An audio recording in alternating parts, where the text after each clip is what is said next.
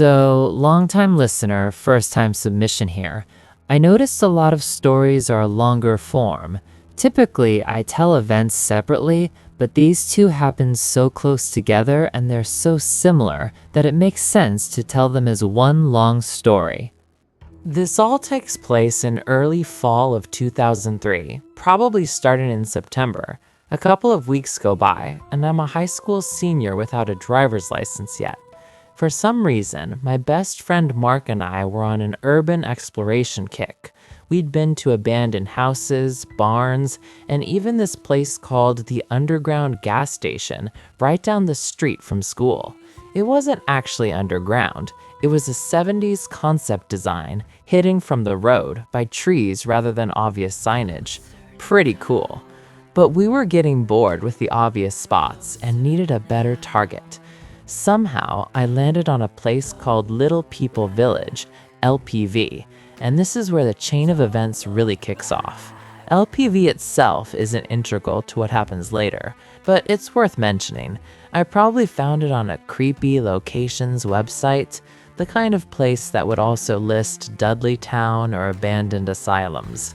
LPV was said to be built by a crazy artisan who created a tiny, intricate stonework village in the woods. There was also an ominous stone throne, which felt out of place, like the artisan imagined himself the ruler of the little people. The story went, anyone who sat on the throne would be cursed and die 7 years later. Totally believable, right? The problem, in 2003, the location descriptions were vague and contradictory. Modern websites are much clearer. Back then, we had to scout a lot of ground, which led to Event 1. Eventually, we found it, several miles away. It was wedged between a green belt, a highway exit, and high-voltage power lines. LPV had been a roadside attraction in the trolley line era, creepy, abandoned, with remnants of old pathways. And yes, I sat on the throne. Early in our LPV search, a few exits up the interstate, we found an abandoned nursing home/hospice care complex. Easier access, and we probably explored it more than LPV, over a dozen times.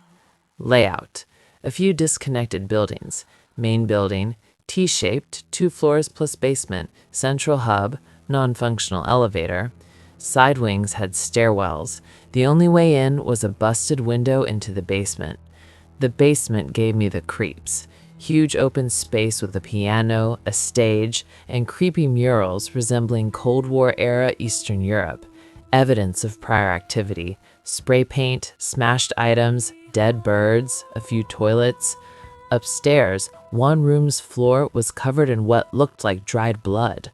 Mark and I were in the central hub on the ground floor, armed with realistic BB guns, shooting random objects left behind. About 40 minutes in, we hear heavy running footsteps above us to our left. The guy sounded massive, over 6 feet, 250 pounds, wearing work boots. Being dumb teens, we split up to cut him off. We searched the entire floor for 45 minutes, checking every nook and cranny. No one was there. A person that size couldn't vanish into the hiding spots we knew. Only other possibility, the ceiling, but it was a drop ceiling and couldn't support that weight. We left as it was getting dark. Walking back to Mark's truck, we froze. In a second-floor window by the stairs, a disembodied head stared at us. Gray, emaciated, ghostly. No torso, no hands, just floating there. Misty aura. Even if it were a squatter, the footsteps and the head didn't match.